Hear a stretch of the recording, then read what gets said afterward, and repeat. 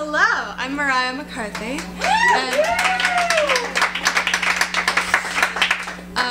and this is a little bit of my solo show, Baby Mama.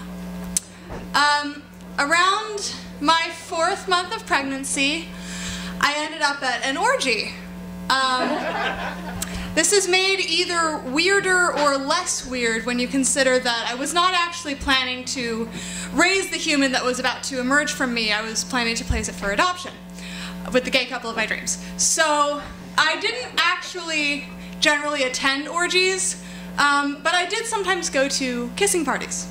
Yes, you've been all living your lives wrong, because there are parties where the express purpose is to kiss people, and none of you are at one right now. So, PSA, now you know, there are kissing parties. You pay a small cover fee, go in, and make out with the room. This is the thing. So I decided, around 4 months pregnant, that I needed to go. I looked good pregnant.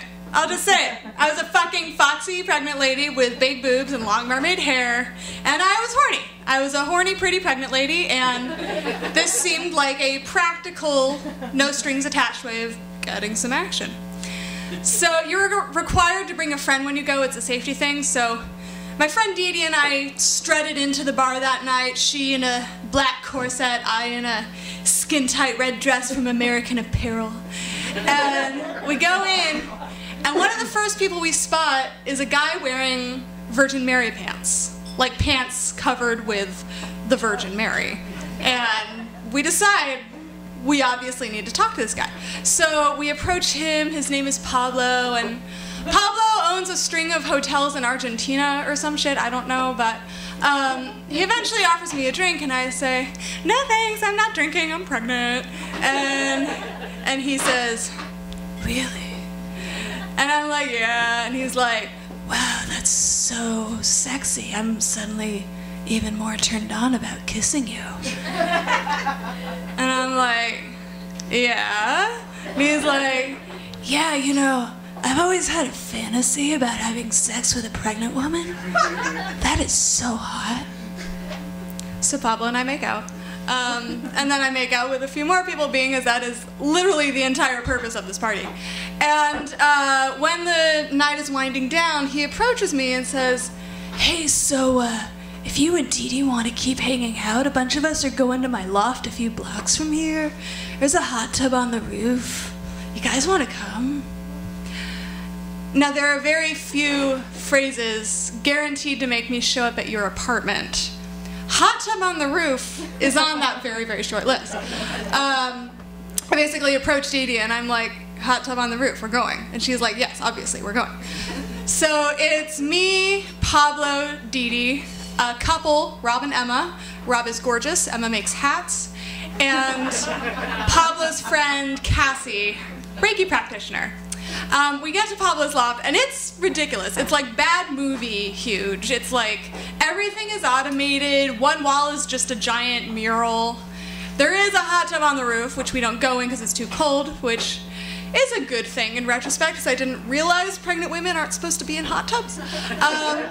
So instead, we all adjourn to the soft room.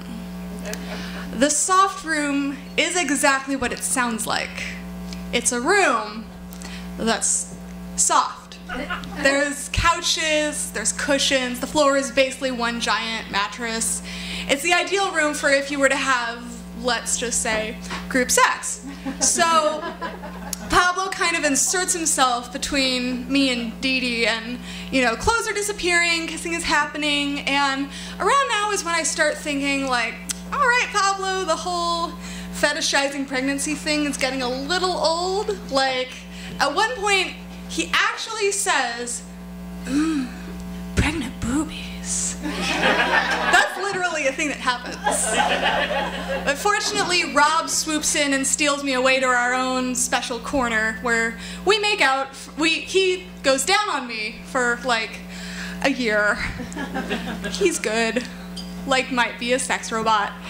And every now and then I look over and like Pablo's doing Dee Dee from behind and Cassie's doing Emma with the strap on and everyone's lit up by the fireplace and they're all beautiful, but me and Rob are in our own magical land of 8 billion orgasms. And eventually he finishes and I like give him the thank you kiss to end all thank you kisses. I'm feeling gratitude, dude. I'm ready to pay this guy back like it's my job. But he just says, well, better go check on my girlfriend, and goes and starts taking care of Emma. And I'm like, okay, bye. We could have cuddled. That would have been cool, but I guess you're just like a Pez dispenser for orgasms. That's cool. Call me. And I realized that eventually Pablo is going to turn his attention back to me and my pregnant boobies, and I decide not to stick around for that, so Dee Dee starts getting dressed, and I start getting dressed, and as I say goodbye to Pablo, he says, can we just have sex real quick before you go? And I say no, and he's like, oh man, I just really want to have sex with a pregnant woman. That's like my one sexual fantasy I haven't done yet. So I lie and say, we will totally have sex soon. And Dee Dee and I make our escape. I should clarify that this was not the first time Dee Dee and I had participated in group sex together that week.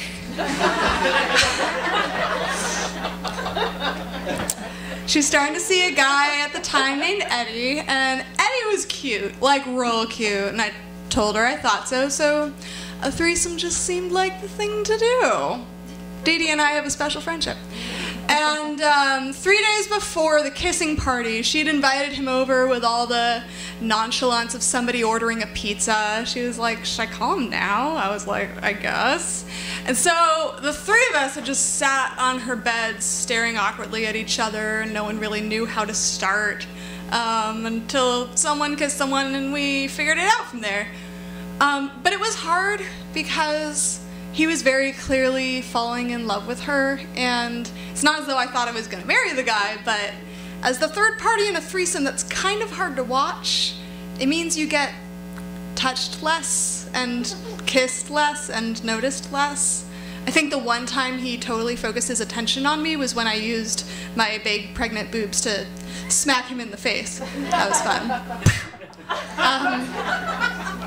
But the next morning I felt hungover, even though I obviously hadn't been drinking, and I emailed Dee Dee kind of freaking out. I told her I'd been wondering if I should ask her just how she'd feel about it if I slept with Eddie without her, but I knew it wasn't really Eddie I wanted.